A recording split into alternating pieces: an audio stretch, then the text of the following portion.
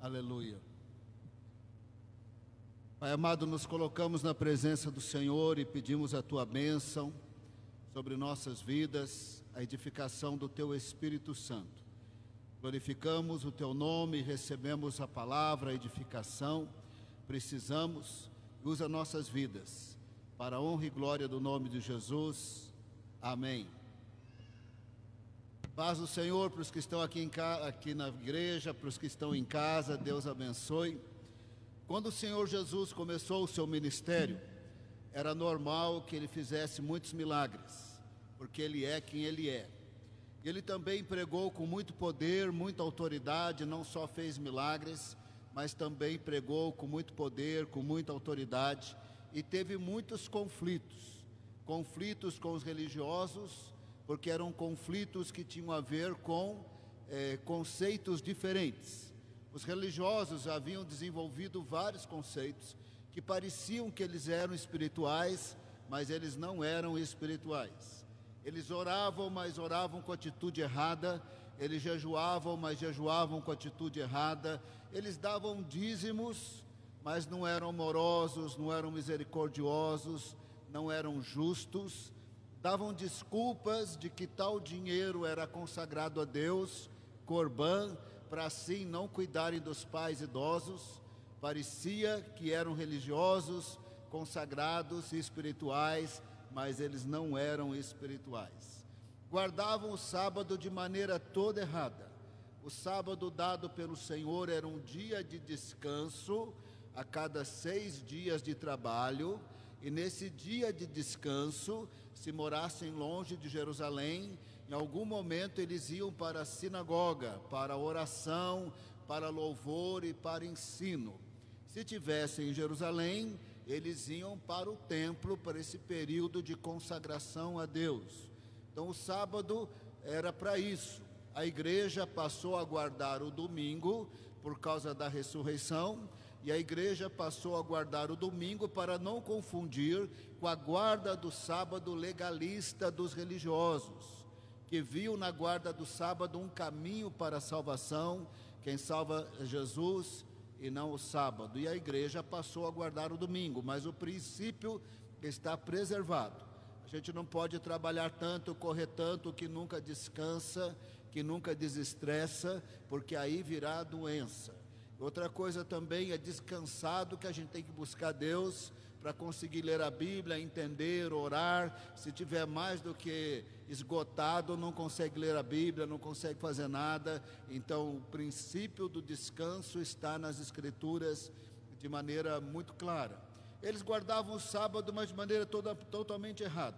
Inventaram uma desculpa que não podia carregar nada no sábado, mas não tinha isso escrito em nenhum lugar.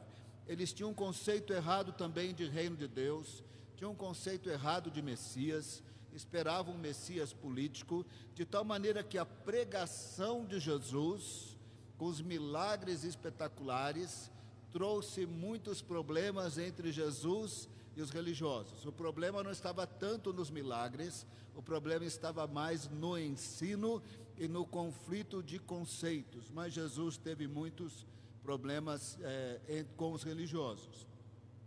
Tem muitos milagres que Jesus fez porque a pessoa clamou, a pessoa pediu. O cego Bartimeu pediu, o centurião romano pediu, Jairo pediu, a mulher Ciro-fenícia pediu, 10 leprosos samaritanos pediram, e assim tem vários exemplos de pessoas pedindo para serem curadas. O pai daquele menino terrivelmente endemoniado pediu. Então tem muitos exemplos de que as pessoas pediram, Jesus ouviu, Jesus abençoou, e Jesus falou assim no final: a tua fé te salvou. O verbo salvar significa libertar, dar um livramento, e o livramento também é igual resgatar. No caso da enfermidade, é igual curar. Deu um livramento da enfermidade, ele foi curado.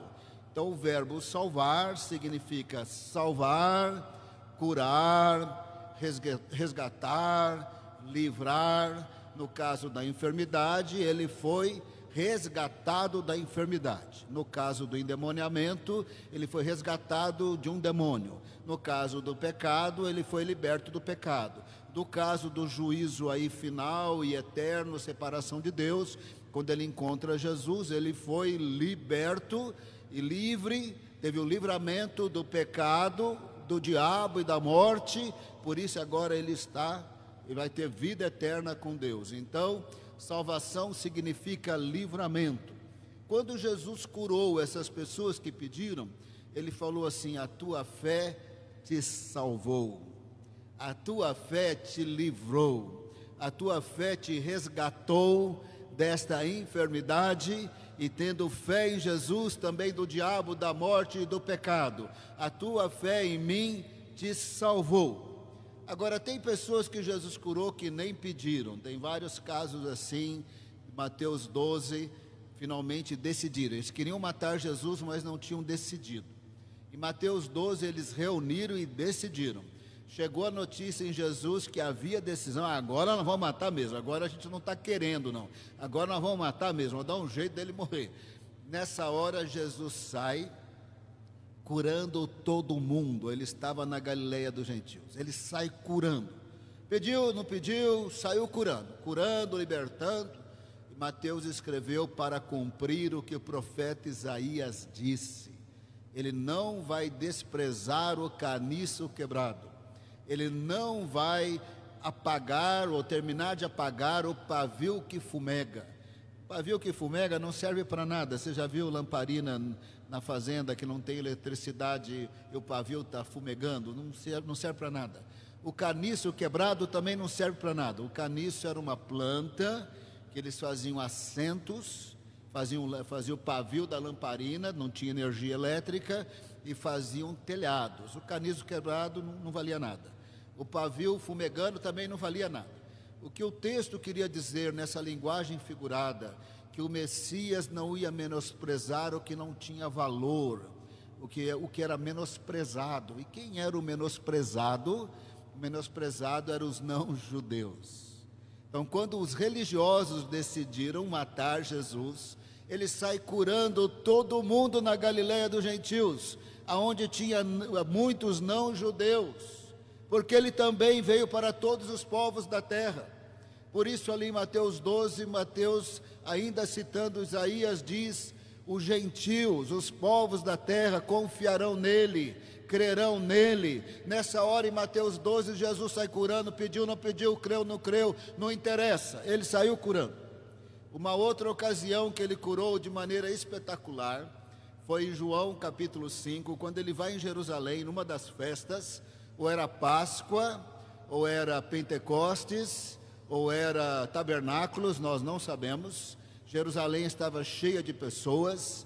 Ele chega lá e vai no tanque de Betesda, que significa casa de graça, e ali no tanque de Betesda tinha muitos cegos, muitos mancos, muitos paralíticos.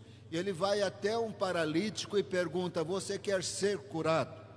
E esse homem não sabia quem era Jesus, ele não tinha a mínima ideia. E ele respondeu assim: não tenho ninguém para me colocar aí no tanque, porque eles tinham uma crença popular que um anjo mexia na água do tanque e quem chegasse primeiro uma vez por ano era curado. Ele falou: não tenho ninguém, eu sou paralítico, ninguém me pega ali e coloca ali no tanque. Isso era crença popular, possivelmente isso não acontecia. Jesus não quis nem saber, falou para ele: levanta, pega o seu leito e anda. Levanta, pega o seu colchão e anda. E o homem foi curado na mesma hora. Membros atrofiados do corpo não estavam mais atrofiados. A parte neurológica da cabeça que mandava recado ali para aqueles membros outrora atrofiados, agora o cérebro estava mandando mensagens, e o homem saiu andando normal, curado, de maneira instantânea, pegou o colchão dele e saiu andando. E era sábado, e os religiosos tinham proibido de carregar qualquer coisa no sábado. Ele foi carregando. Jerusalém estava cheio de religiosos que foram celebrar aquela festa, não sabemos qual. E aí eles viram ele carregando o colchão e falaram assim: é sábado, você não pode fazer isso. Ele disse: a pessoa que me curou falou, levanta, pega o colchão e anda. Eu fui curado, e o homem que me curou mandou eu fazer isso aí. Eles perguntaram: mas quem que te curou? Ele não tinha a mínima ideia que era Jesus. Falou: não sei, eu não sei. Esse homem não sabia quem era Jesus, não havia orado, não havia jejuado, não havia pedido, não havia clamado nada. Jesus invadiu a vida dele e o curou, ele não tinha a mínima ideia. E aí então eles se encontraram no templo. Presta atenção, Jesus não disse: a tua fé te salvou, não disse isso, porque ele não cria em Jesus, ele nem sabia quem era Jesus. Jesus disse: você foi curado de uma maneira muito espetacular, agora vai e não peques mais, para que não aconteça uma coisa pior com você. O que é pior do que ser paralítico 38 anos? Sabe o que é pior? É não ser salvo, é não ter os pecados perdoados, é não ter vida eterna, é não ter vida com Deus. Isso é o pior. Jesus estava dizendo: agora você tem condições de crer, agora você tem condições de andar com Deus e temer, para que coisa pior não aconteça com você. O pior é não ser salvo, o pior é não ter os pecados perdoados, o pior é não ter vida eterna. Isso que é o pior. Nós não sabemos se esse homem se converteu. Jesus indicou que ele deveria crer e andar com Deus. Nós não sabemos, mas uma coisa nós sabemos: o homem era dedo duro. Você já viu algum dedo duro aí na vida? Levanta a mão. Já viu? Eu já vi vários dedo duro. O homem era dedo duro. João 5, verso 15 e 16. João 5, 15 e 16. O homem se retirou e disse aos judeus que tinha sido Jesus quem o havia curado. E por isso os judeus perseguiam Jesus, porque fazia essas coisas no sábado. Se ele se converteu, não sabemos, mas o homem era dedo duro. Ele procurou os religiosos e disse: foi Jesus. Possivelmente ele estava se livrando. Os religiosos podiam matar a pessoa que era desobediente e rebelde. Talvez ele foi dizer lá: eu fui curado, mas se eu carreguei colchão, foi porque a pessoa que me curou, não tem nada a ver com isso. Talvez ele estava se livrando de perseguição. Por isso que ele foi lá e contou. E agora os religiosos estavam muito bravos. Jesus quebrava o sábado no conceito deles. Na prática, ele não quebrava o sábado. A quebra do sábado, essa interpretação errada da quebra do sábado, deu muita confusão entre Jesus e os religiosos. Numa certa ocasião, quando o sábado chegava, paravam de trabalhar, iam para as sinagogas, onde quer que Jesus estivesse, em Cafarnaum, em Betsaida, algum canto aí tinha uma sinagoga. Então, ou que fosse Nazaré, em algum canto, convidavam Jesus para pregar, lógico, porque ele era ali a sensação do momento. Ele entrava na sinagoga, entrava enfermos também. Uma vez entrou o homem com a mão totalmente atrofiada. Jesus curou instantaneamente, mas ele sabia que a hora que ele curasse, iam dizer que ele estava quebrando o sábado. Ele não estava, mas eles pensavam que estava. Aí Jesus disse antes de curar: se uma ovelha cair num buraco no sábado, vocês não vão tirar a ovelha de lá? Vocês não vão fazer algum tipo de esforço? Como que nós vamos deixar esse homem aqui com a mão atrofiada? E curou o homem na hora. Numa outra ocasião, no sábado, numa sinagoga, a mulher entrou totalmente encurvada por demônios. Jesus já viu a sinagoga olhando para ele: ele vai curar de novo no sábado? Não pode. Não, claro que podia. Eles tinham interpretação errada. Jesus olhou para eles e disse: se no sábado vocês vão abrir a porta da manjedoura, a porta do curral, para que os seus animais tomem água e pastem, como que nós não vamos libertar essa mulher aqui? Mandou o demônio embora, ela endireitou na hora. Outra ocasião, ele curou um cego de nascença no sábado. E agora no sábado ele tinha curado esse paralítico. Estava dando a maior confusão. O ponto nas duas discussões de Jesus com os religiosos, o ponto não era, mesmo nessa aqui, o ponto não era se ele guardou o sábado ou não. Isso aí não tinha a mínima importância para o fato em si. Eles estavam preocupados com isso, mas esse não era o assunto. O assunto principal é: Quem que curou? Este é o assunto. Quem é que curou? Quem que curou naquele dia, naquela hora, naquele momento, de maneira tão espetacular? Este que era o assunto. Quem era a pessoa que curou? Quem curou e por que que curou? Esse que é o assunto. Não se foi no sábado, não foi no sábado, isso era irrelevante. Conforme eles procuraram Jesus, conforme Jerusalém estava cheia de pessoas, conforme eles perguntaram para Jesus, a partir desse momento Jesus passou a deixar claro quem ele era e como que ele curou. Este é o assunto mais importante.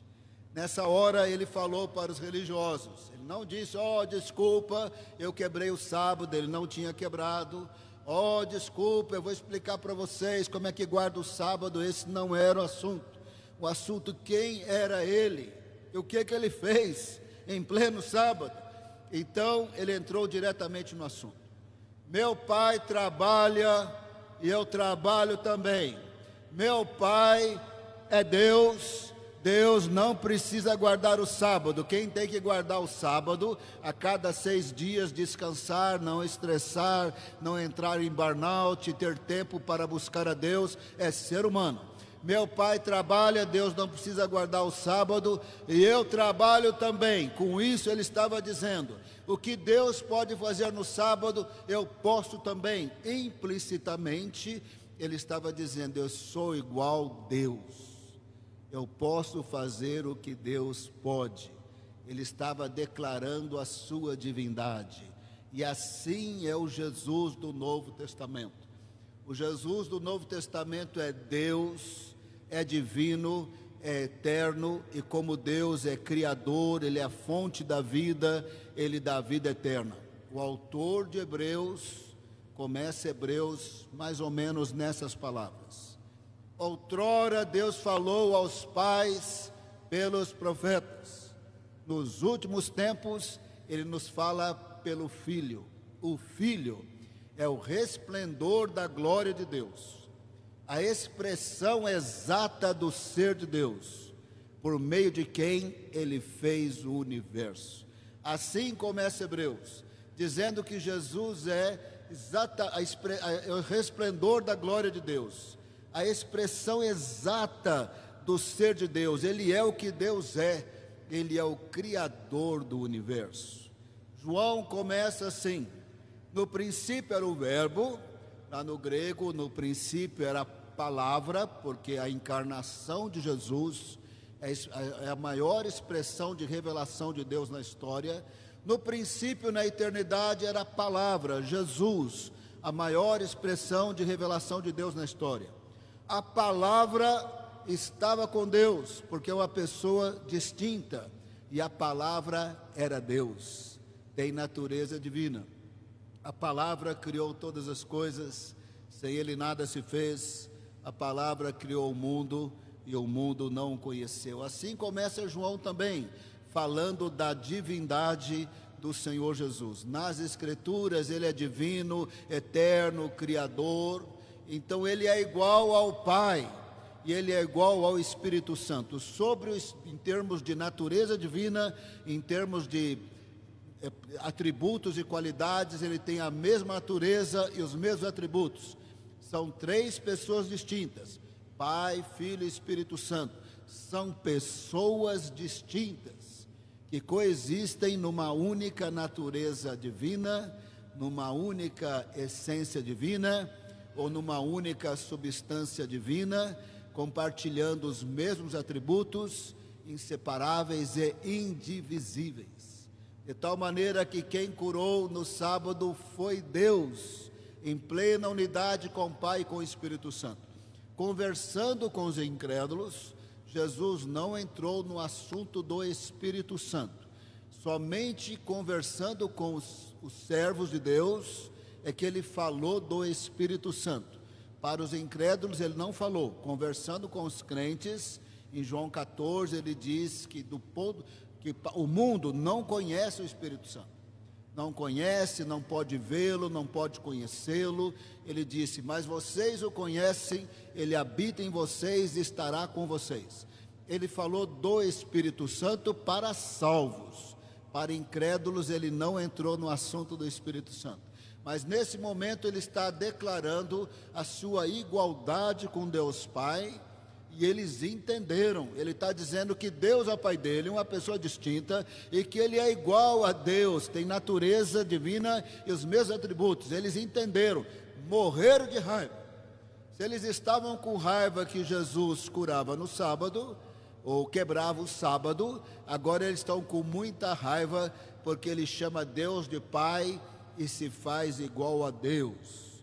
Vamos ler isso no verso 18, João 5, verso 18. João 5, verso 18.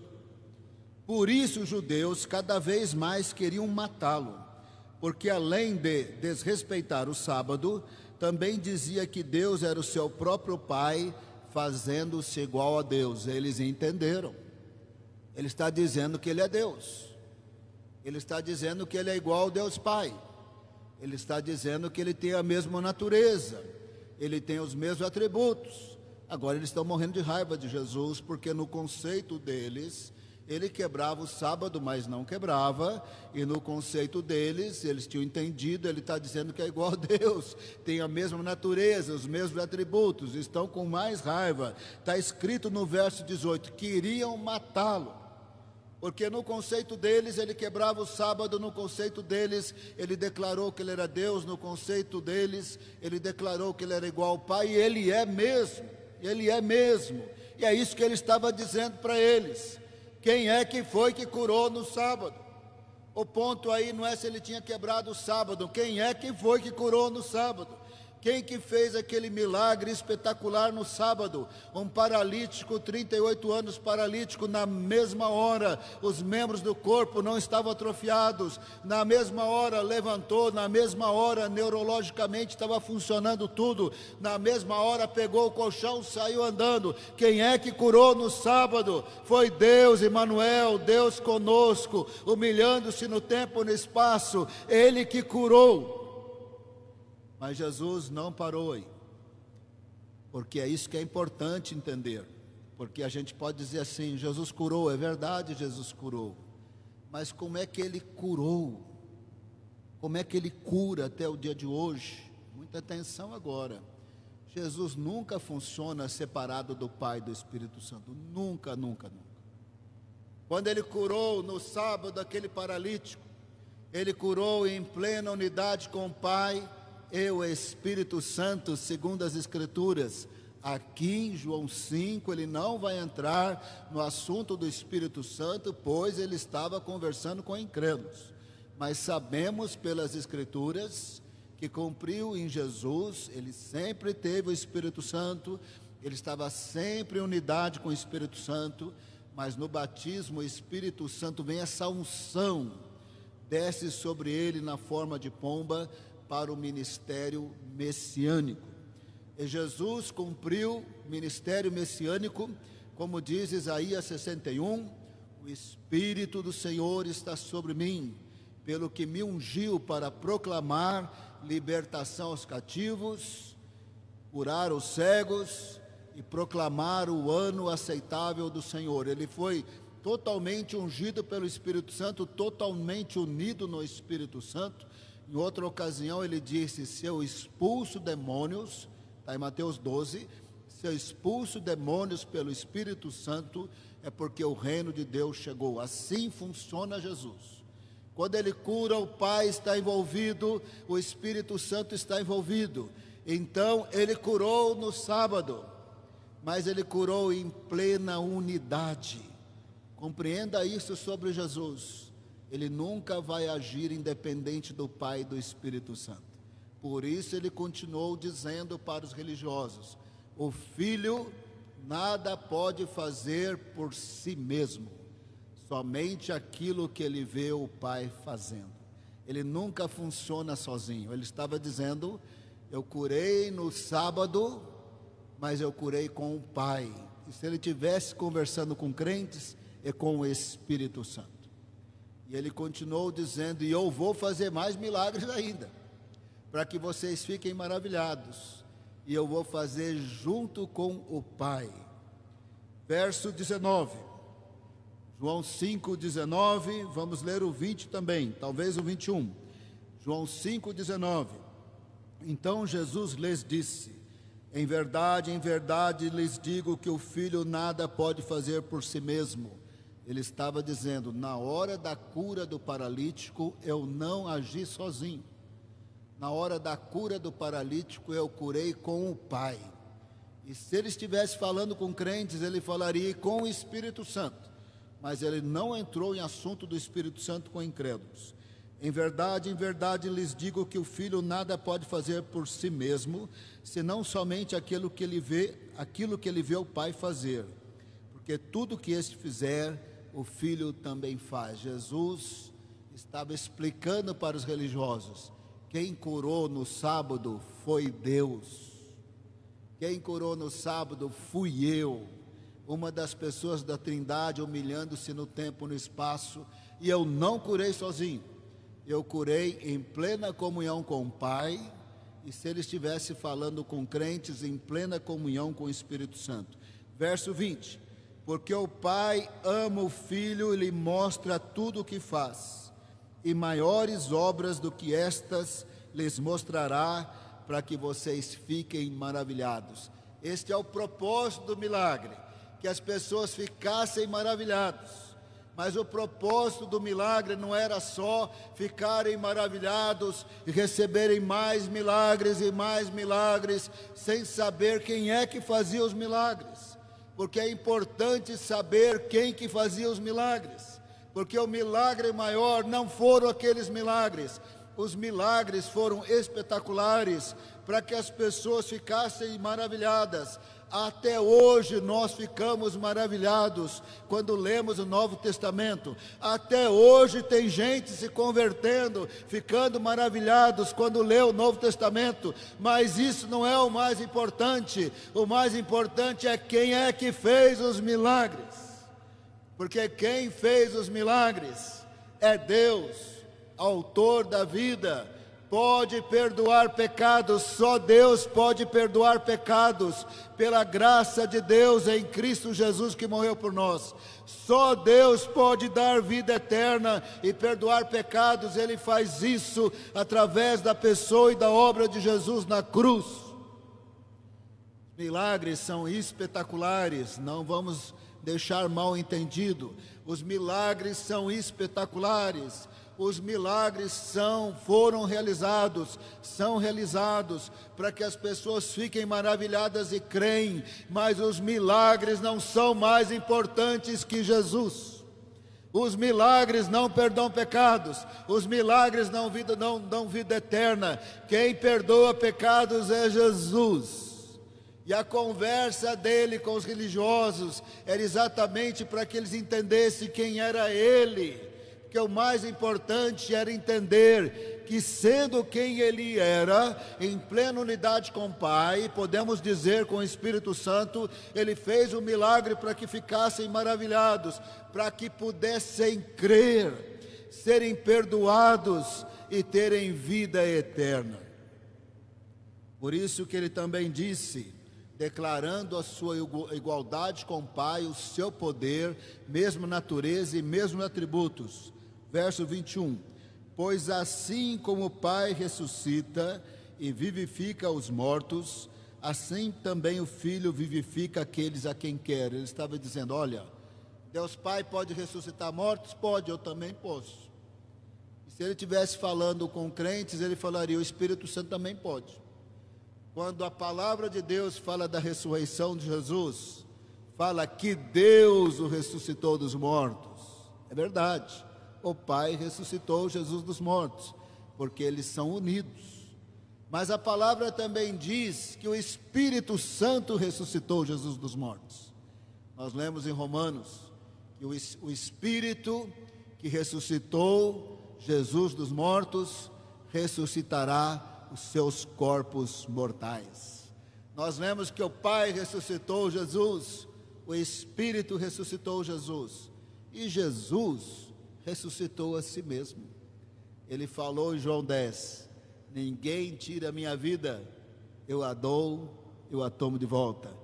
Quem ressuscitou Jesus? O Trino Deus ressuscitou Jesus, porque Pai, Filho e Espírito Santo formam essa unidade, três pessoas distintas, inseparáveis e indivisíveis, com a mesma natureza e os mesmos atributos. O Pai tem poder, o Filho tem poder, o Espírito Santo tem poder. O Pai é eterno, o Filho é eterno, o Espírito Santo é eterno. O Pai é criador, o Filho é criador, o Espírito Santo é criador. O Pai é onipresente, onisciente, onipotente, assim é o Filho, assim é o Espírito Santo. Assim é o Deus criador dos céus e da terra, Pai, Filho e Espírito Santo.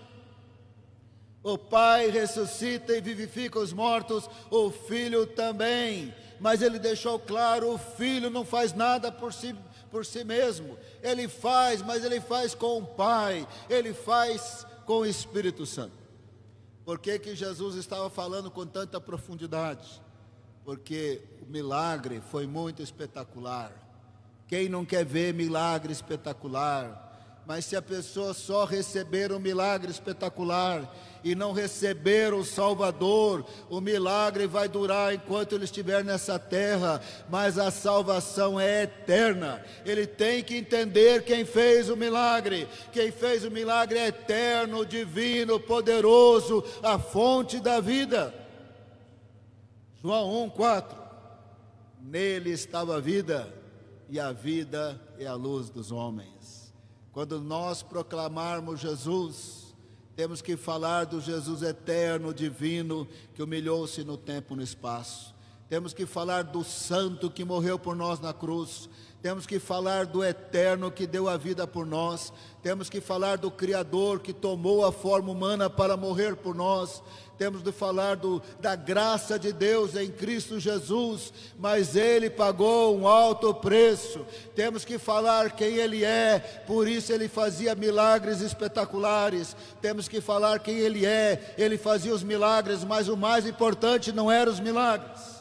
Os milagres eram para que ficassem maravilhados, mas o mais importante era crer em Jesus, se arrepender dos pecados e ter a vida eterna. Isso que era o mais importante.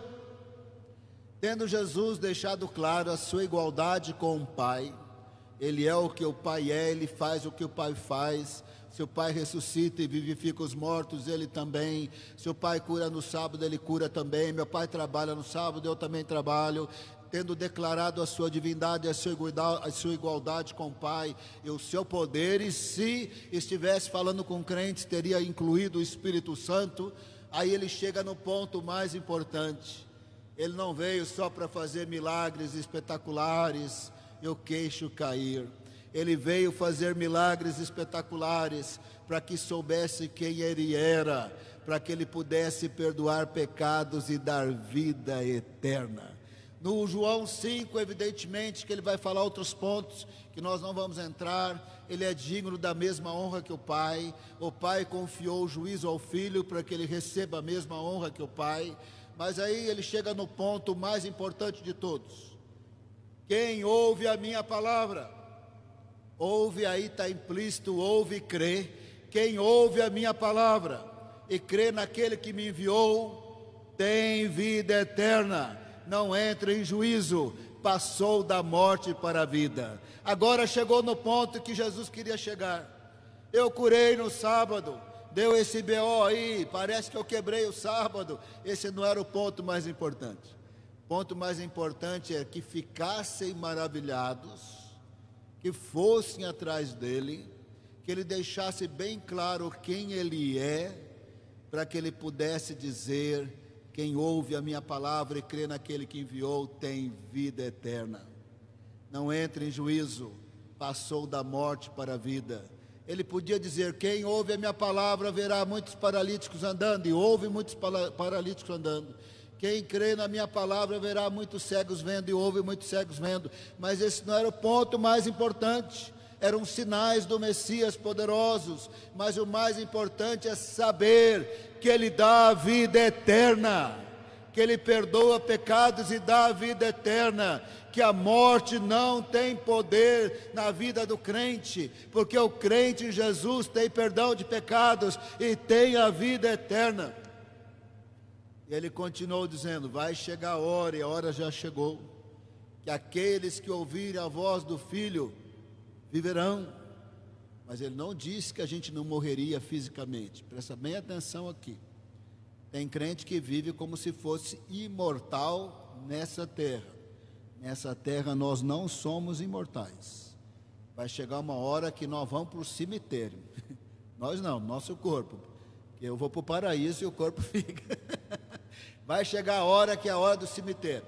Ah, pastor, você está falando da morte. Não, eu preciso falar.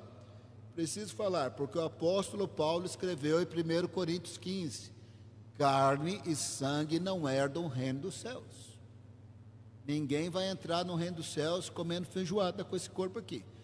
Esse corpo vai para o cemitério. Nós vamos para o paraíso. Quando a 7ª trombeta tocar, receberemos corpos celestiais em poder incorruptível, à semelhança do corpo de Jesus. Com esse corpo aqui, ninguém vai entrar no esplendor da glória de Deus. Ah, pastor, eu não vi Deus no esplendor de sua glória. Com esse corpo aqui, ninguém vai ver. Com esse corpo terreno que recebemos de Adão, onde habita o pecado, nós não veremos Deus no esplendor de sua glória. Mas nós temos vida eterna. Então, em algum momento, Jesus entra no ponto mais importante: quem crê em mim não entra em juízo. Passou da morte para a vida. Quem crê nas minhas palavras vai viver, tem vida eterna. Mas ele não disse que não ia morrer fisicamente, em algum momento vai morrer.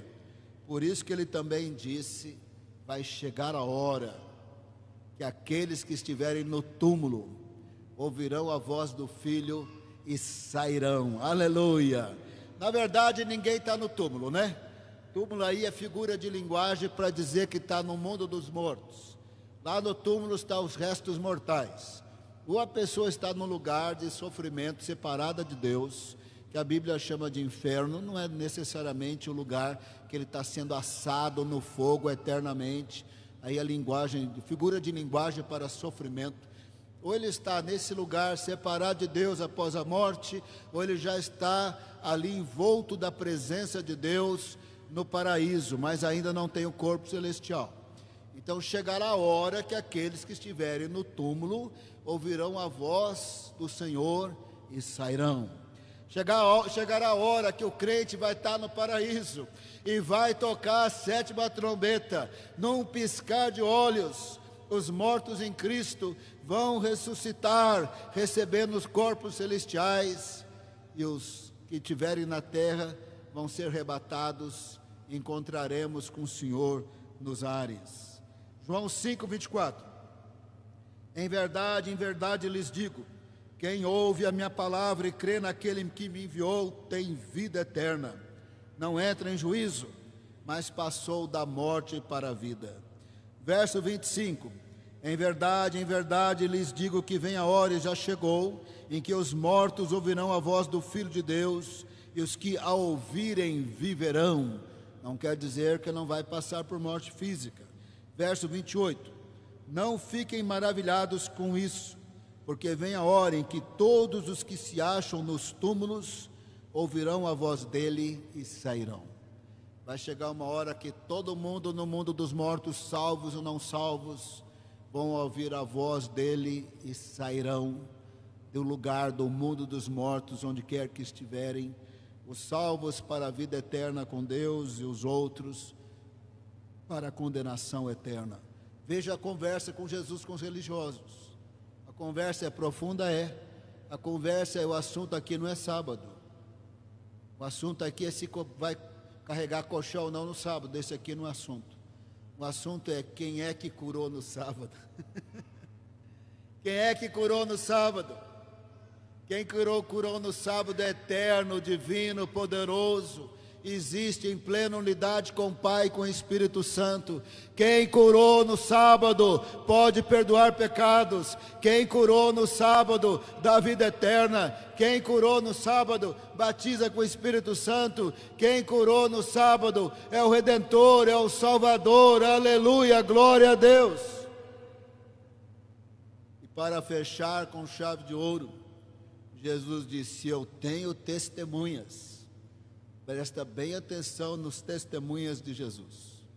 Ele tem mais testemunhas do que ele disse, mas vamos ficar só com as testemunhas que ele mencionou. Ele disse: eu tenho testemunhas. João testemunhou de mim. Aí Jesus disse: mas não pensa que eu sou o que eu sou, porque por causa de palavra de homens. O testemunho de João é muito importante. Foi profetizado 700 anos antes de Jesus por Isaías. João profetizou certinho e testemunhou certinho. João disse: ele é o Cristo, ele é o Messias. No Velho Testamento, o Messias ia ser Deus conosco.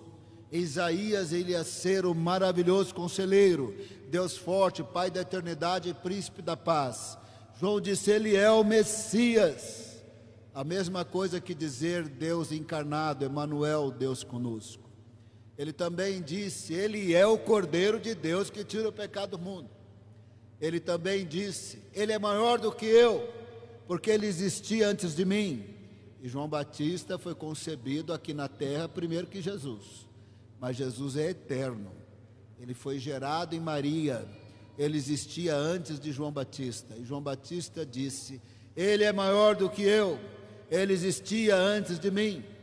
João Batista disse: eu não sou Elias, eu não sou o Messias, eu sou a voz que clama no deserto, preparando o caminho do Senhor. Lá no hebraico, preparando o caminho do eu sou, do eterno. João Batista sabia quem era Jesus.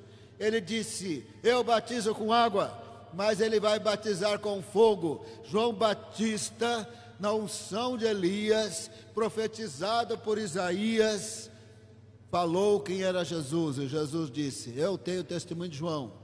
Mas não pensa que eu sou o que eu sou, baseado em palavra de homem, não. João 5:33. Vocês mandaram mensageiros a João, e ele deu testemunho da verdade. 34. Eu, porém, não recebo testemunho humano, mas digo essas coisas para que vocês sejam salvos. Jesus estava dizendo: ei, João testemunhou de mim certinho. Mas não pensa que a minha credibilidade está baseada só no testemunho de João. Eu tenho testemunho muito maior do que João. As obras que o Pai confiou que eu fizesse testificam quem eu sou e que eu estou no Pai, que o Pai está em mim, que eu fui enviado por Ele. Verso 36. Mas eu tenho maior testemunho que o de João, que as obras que o Pai me confiou para que eu as realizasse, essas que eu faço, testemunho a meu respeito de que o Pai me enviou. Jesus disse: eu tenho testemunho de João, mas as obras que eu faço é testemunho muito maior. Pega um paralítico aí, cura ele instantaneamente, é muito maior do que as palavras de João. Ele tantas outras obras. Ele parou tempestade 2 vezes. Uma vez ele estava dormindo no barco e acordaram ele. Outra vez ele estava andando sobre as águas, ele entrou no barco, a tempestade parou. Eu não parei nenhuma vez. Nenhuma vez. Jesus repreendeu porque eles não tiveram fé de parar a tempestade, mas eu ainda não cheguei lá, porque toda vez que eu mandei parar, continuou chovendo. Nenhuma vez. A gente fala que que Pedro não tinha fé, afundou, mas ele deu 2 passos na água. Você já deu algum passo sobre as águas? Toda vez que eu vou na praia, eu oro: Senhor, hoje eu vou andar. Se eu tiver fé, eu vou andar hoje. Toda vez eu afundei. Ele andou sobre as águas, ele parou tempestades 2 vezes, ele multiplicou pães 2 vezes. Uma vez, 5 pães e 2 peixinhos. Numa outra vez, 7 pães e outros peixes, não fala especificamente. Uma vez em Mateus 13, outra vez em Mateus 14 ou 15, ele multiplicou pães 2 vezes.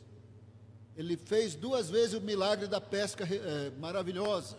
No começo ele falou: joga a rede aí, logo no comecinho. Eles pegaram tanto peixe, aí ele disse: agora eu farei de vocês pescadores de homens. Depois ele teve outro milagre de pesca maravilhosa, em João 21, depois de ressuscitado. quando ele perguntou para Pedro 3 vezes, você me ama? Ali ele também fez o milagre da pesca maravilhosa. Ele curou inúmeros cegos, instantaneamente, inúmeros mudos, inúmeros surdos, inúmeros paralíticos, inúmeros endemoniados. Ele disse, as obras que eu faço, testemunho maior do que João. Ele ressuscitou mortos. O filho da mulher de Naim, a filha de Jairo, Lázaro morto há 4 dias, e a própria ressurreição dele, que é espetacular. Ele disse, eu vou ressuscitar no 3º dia. Ele não disse ao completar 3 dias, ele disse no 3º dia. No 3º dia ele ressuscitou. As obras que eu faço é testemunho maior do que João. Não só ele declarou que ele é, mas ele disse, eu tenho testemunhas. João é minha testemunha. As obras que eu faço são minhas testemunhas. E ele disse, o Pai, muita atenção agora, o Pai é a minha testemunha. Jesus existe coexistindo com o Pai e o Espírito Santo. Jesus viu o Pai, nós nunca vimos o Pai. E Jesus, nessa coexistência na Trindade, ouve regularmente a voz do Pai, e nós não ouvimos regularmente a voz do Pai. Ele falou isso no verso 37. O Pai que me enviou, este mesmo que tem dado testemunho de mim. 37. Vocês nunca ouviram a voz dele, nem viram a sua forma. Verso 38. Também não tem a palavra dele permanente em vocês. Jesus disse, eu tenho testemunho de João. Jesus disse, eu tenho testemunho de João. Eu tenho testemunho dos milagres espetaculares, essas obras que eu faço em unidade com o Pai, e podemos incluir o Espírito Santo por outros textos, testificam que eu sou quem eu sou, o autor da vida, o Criador. E a voz permanente do Pai em mim testifica que eu sou o que eu sou. E ele disse, eu tenho também o testemunho das Escrituras, verso 39. Vocês examinam as Escrituras porque julgam ter nelas a vida eterna, são elas mesmas que testificam de mim. Olha, o Velho Testamento inteiro está testificando de Jesus. O reino de Davi é simbólico de Jesus, Davi é simbólico de Jesus. A quase morte de Isaac, a quase sacrifício de Isaac é simbólico de Jesus. A Páscoa judaica é simbólico de Jesus. A nuvem é simbólico de Jesus. O maná que desce do céu é simbólico de Jesus. A pedra que saiu água é simbólico de Jesus. Jesus está nas alianças com Abraão, Isaac e Jacó. Jesus está em Gênesis 3,15. Jesus é simbolizado pelo sacerdócio de Arão. Ele é simbolizado pelo sacerdócio de Melquisedeque. Ele é simbolizado pelos sacrifícios. Ele é simbolizado pelo dia nacional da expiação, quando o sumo sacerdote entrava no Santo dos Santos. E Jesus está em toda parte do Velho Testamento. As Escrituras testificam de mim. E se as Escrituras testificam, significa que Moisés testifica. Agora mesmo eu acabei de citar. Gênesis 3,15 é Moisés. A aliança com Abraão, Isaac e Jacó é Moisés. O quase sacrifício de Isaac é Moisés. A Páscoa judaica é Moisés. Os sacrifícios do tabernáculo é Moisés. Por isso Jesus disse, e Moisés, quando Jacó abençoa Judá, está profetizando de Jesus. É Moisés que escreveu. E nós lemos no verso 45, não pense que eu os acusarei diante do Pai. Quem acusa vocês é Moisés, em quem puseram a sua esperança. Verso 46, que se vocês de fato crescem em Moisés, também creriam em mim, pois ele escreveu a meu respeito. Quem é o mais importante? Os milagres ou o autor dos milagres? O autor dos milagres é mais importante, porque Ele é Deus, Ele é eterno, Ele é Criador, Ele é autor da vida, Ele tem o testemunho dos milagres, Ele tem o testemunho de João, Ele tem o testemunho do Pai, tem o testemunho das Escrituras, Ele tem o testemunho de Moisés, Ele tem o testemunho do Espírito Santo, Ele perdoa pecados e dá vida eterna. Todos os milagres que Jesus fez foram seguidos desses debates com os religiosos. Nos debates com os religiosos, Jesus deixou bem claro quem Ele era, o que Ele veio fazer. Ele é autor da vida, Ele veio perdoar pecados e dar vida eterna. Em todos os debates. Em João 10, Ele disse: eu e o Pai somos um, mesma natureza, mesmos atributos, mesmos princípios, mesmos atributos, mesma natureza. E posteriormente, só com os crentes, só com os discípulos, Ele falou do Espírito Santo. Para incrédulos, Ele não entrou no assunto. Em João 10, eles pegaram pedra para matar Jesus. Jesus disse: por qual dos milagres vocês querem me matar? Eles falaram: não é por causa dos milagres, porque o Senhor se faz igual a Deus. Ele respondeu: se vocês não creem, porque eu estou falando, creem por causa das obras, que eu estou no Pai e que o Pai está em mim. Em outras palavras, tenta fazer os milagres que eu estou fazendo, para ver se você tem poder. Tenta fazer, tenta ressuscitar o morto, tenta parar a tempestade, tenta andar sobre as águas, vai fazer isso aí, vai fazer isso aí. Agora, as obras testificam que eu estou no Pai e que o Pai está em mim. Isso que Ele falou em João 10. Quem quer ter poder do Espírito Santo para ser testemunha do Jesus da Bíblia? Quero convidar todos vocês para virem à frente, e nós vamos pedir poder do Espírito Santo para viver o Evangelho e para ser testemunha de Jesus. Quero chamar todo mundo, os diáconos, todo mundo vem à frente. Todo mundo vem à frente. Tem um aviso aqui da cantina. Enquanto vocês estão chegando, eu vou ler. Tem pastel de carne e queijo. Está arrecadando fundos para a missionária Jennifer, Gabriela e Ana, que vão para o Paraguai. São muito gratos. A equipe da cantina missionária está sempre levantando recursos para obras missionárias. Também vamos orar por elas, mas para ir lá alguém tem que chamar. Elas não estão me ouvindo. Alguém tem que ir lá chamá-las. Vamos orar por elas. Amém? Vamos fazer clamor de crente. Aleluia. Vem mais para frente aqui. Aleluia. Glória a Deus. Eu vou orando e você vai orando também. Amém?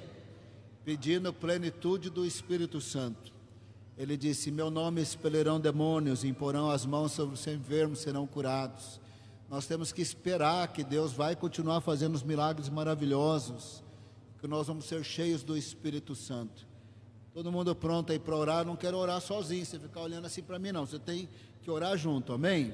Aleluia. Feche seus olhos, pode começar a orar, pode começar a clamar. Aleluia, glória a Deus, aleluia. Pai, obrigado pela Tua palavra. Senhor Jesus, obrigado porque o Senhor se humilhou no tempo e no espaço. Obrigado porque o Senhor morreu naquela cruz. Obrigado pelo testemunho de João Batista.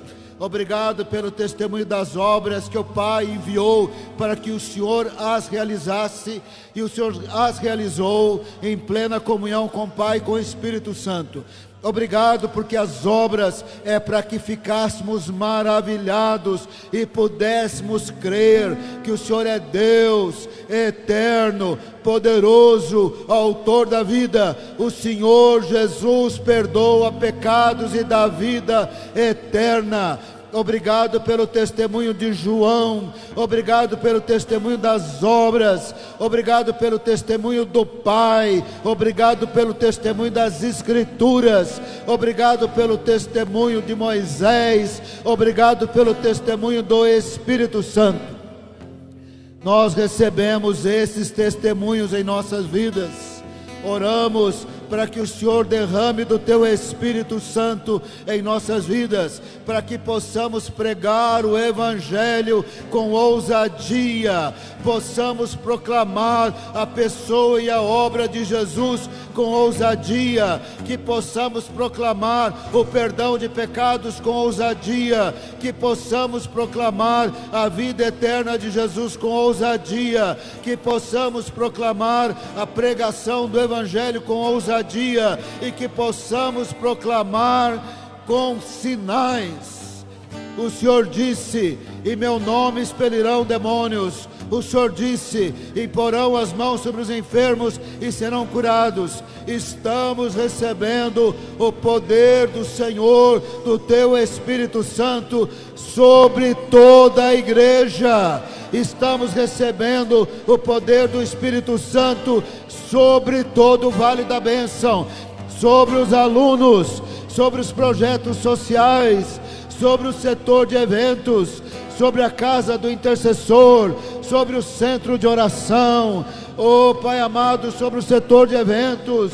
Recebemos o poder do Senhor sobre a Casa Nova Vida lá em Sorocaba, sobre a Casa Lar aqui na Cidade da Criança. Recebemos o poder e a unção do Senhor sobre o projeto Arte e Vida. Recebemos o poder e unção do Senhor para a honra e glória do nome de Jesus. Amém.